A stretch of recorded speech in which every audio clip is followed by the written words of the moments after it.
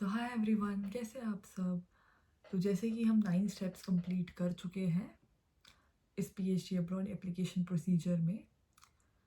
To review you can have a look at my YouTube shorts and अगर आपको डिटेल में जानना है तो I have made a playlist of PhD abroad simplified, जिसमें ऐसी ही वीडियो 7-8 मिनट्स की एवरेज टाइम, उसमें सारे स्टेप्स हैं।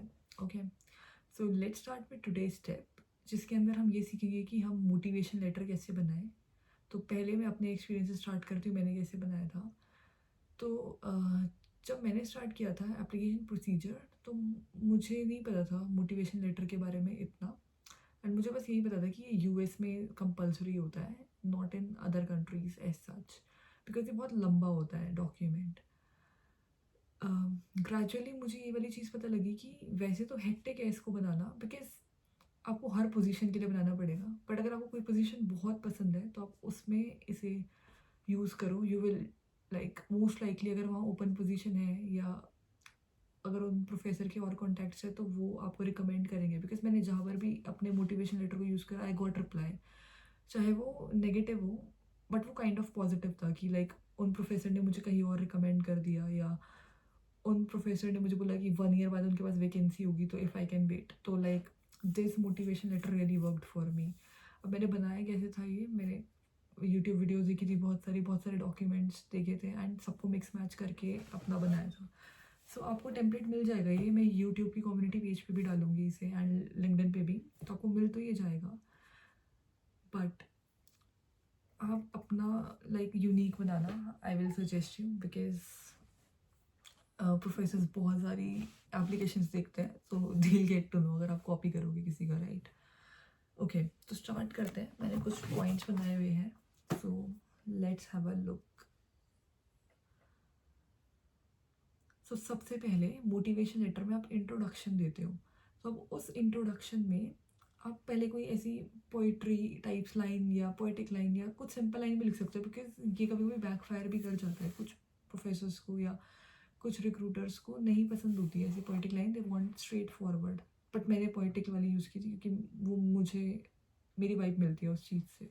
तो लाइक आप पर डिपेंड करता है, मैं टेम्पलेट डालूंगी, आप वहाँ देख लेना व्हाट आई यूज्ड। ओके, तो आप पहले इंट्रोडक्शन डालना, उसके अंदर अपने बारे में लिखना, अभी आप क्या कर रहे हो, एंड देन एक लाइन लिख देना कि जैसे मैंने लिखा था, I want to hop on to the next crucial stage of this adventure by applying for admission to the PhD chemistry programme at the university of Melbourne Australia. उस time पे मैं इधर अप्लाई कर रही थी, ठीक है। सो बात है अकेडमिक बैकग्राउंड, तो मैंने ऐसे लिखा था अकेडमिक बैकग्राउंड वाई केमिस्ट्री, आपका जो भी सब्जेक्ट है आप वो लिखना। ओके, तो इसमें मैंने ऐसी लाइक स्टोरी सेट करी कि मुझे कब से साइंस पसंद आने लगी। मैंने ऐसे लिखा कि मुझे 7th-8th से पसंद आने लगी थी, मैं साइंस एग्जीबिशंस में जाती थी स्कूल में, देन 11th-12th में हमने प्रोजेक्ट किया था, एंड देन अभी हम सब्जेक्ट्स पढ़ रहे हैं मास्टर्स करते हुए केमिस्ट्री में काफ़ी सारे, तो मुझे ये सब्जेक्ट सबसे ज़्यादा पसंद है। मैंने वो सब्जेक्ट लिखा जो मेरे प्रोजेक्ट से रिलेट कर रहा था आगे जाके, मतलब मैं एक स्टेज सेट कर रही थी टू इंट्रोड्यूस की what I am actually seeking for. Then मैंने रिसर्च एक्सपीरियंस वाला हेडिंग बनाया और उसके अंदर मैंने अपना बैचलर्स का, मास्टर्स का और इंटर्नशिप जो करी है वो वाला लिखा, ठीक है। ये पूरे एक पेज पे था ये तीनों चीज़ें। Then research interest next page पे स्टार्ट किया, उसमें मैंने लिखा कि जैसे मुझे ग्रीन केमिस्ट्री, बायोकेमिस्ट्री, इन सब में इंटरेस्ट है, नैनो मटेरियल्स ये सब में इंटरेस्ट है, तो आप भी ऐसे लिखना। एंड मैं एक लाइन लिखती थी क्योंकि मुझे केमिस्ट्री एंड बायोलॉजी दोनों पसंद थी, तो मैं ऐसे लिखती थी, my love for chemistry and biology overlapped beautifully in my current engagement with professor Tanmay Datta's biochemical technology group, क्योंकि मैं उनके ग्रुप में थी। मैं कभी कभी लिखती थी, the blend of chemistry and biology always intrigued me. तो आपको अगर कुछ ऐसा पसंद है तो आप भी ऐसे एक स्टेटमेंट लिख सकते हो which can be catchy, right. Research interest के बाद मैंने लिखा था वाई दिस रिसर्च ग्रुप, जो भी उनका नाम था, ठीक है। इस पैराग्राफ में मैंने पूरा लिखा कि मैंने आपकी रिसर्च पढ़ी, मुझे ये पार्ट अच्छा लगा एंड मैं अभी भी ये ही वाली चीज़ कर रही हूँ। मतलब इनका भी बायो रेमिडिएशन था और मैं अभी उस टाइम पे बायो रेमिडिएशन कर रही थी डाइस का, तो मैंने ऐसे लिखा था कि मैं अभी भी कर रही हूँ, I have experience and I am really interested in doing that. फिर उसके बाद फ्यूचर गोल्स के बारे में मैंने लिखा कि अभी मेरा करंट प्लान ये है कि मुझे रिसर्च अपॉर्चुनिटी लेनी है इसके बाद, और पीएचडी के साथ साथ मेरी स्किल सेट इतनी इंप्रूव हो जाएगी कि I will be able to do it, ऐसे करके। एंड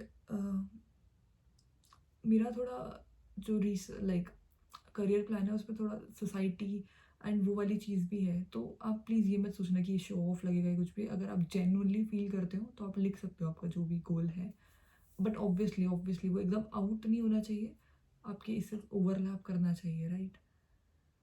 देन मैंने प्लेज लिखी थी, बट यूजुअली ये नहीं लिखते हैं लोग, मैंने नहीं देखा ये मोस्टली एसओपी में। मैंने किसी एक में देखा था, वहाँ से मैंने आइडिया लिया था, मुझे अच्छा लग रहा था।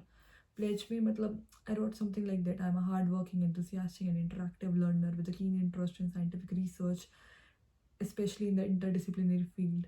And एक दो लाइन्स और लिखी थी। देन मैंने लिखा था कि and I pledge to uphold all the values and honors the responsibilities associated with this PhD position, ऐसे करके। सो दैट वाज माय एसओपी। अगर मैं आपके लिए थोड़ा सा समराइज और करूँ तो ये बहुत इंपॉर्टेंट डॉक्यूमेंट है, ठीक है। अगर आप यूएस में अप्लाई कर रहे हो ना तो ये बहुत ही इंपॉर्टेंट डॉक्यूमेंट है, वहाँ इसकी बहुत वैल्यू है। सेकंड कि आपको प्रूफ रीड करना चाहिए कि कोई गलती ना हो जाए, ग्रामेटिकली करेक्ट होना चाहिए ये, बिकॉज ये सारी चीज़ें ना प्रोफेशनलिज्म में आती हैं, this is quite important. Then आप इसके अंदर अच्छे से अपना रिसर्च बैकग्राउंड एंड स्किल्स जो भी आपने सीखे इसको हाईलाइट करना।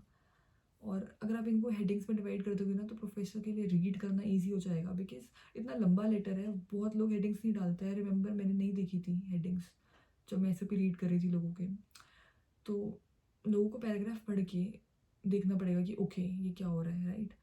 तो हेडिंग से ना बड़ा क्लियर हो जाता है, जैसे मैं ब्लू कलर की हेडिंग डाल दी तो उससे बड़ा क्लियर हो जाता है कि ओके इसने इस पैराग्राफ में ये लिखा होगा इसके बारे में। सो यही थी मेन चीज़ें। और पैराग्राफ से ना ये भी हो जाता है कि अगर किसी प्रोफेसर को डायरेक्टली सिर्फ आपका रिसर्च इंटरेस्ट है, research group why this research group में पढ़ना है, तो वो डायरेक्टली जाके पढ़ सकते हैं। जितना आप रिक्रूटर या प्रोफेसर की जॉब इजी करोगे ना उतना इजी है आपके लिए वो पीएचडी पोजीशन लेना। So that was it, I hope it really helped you.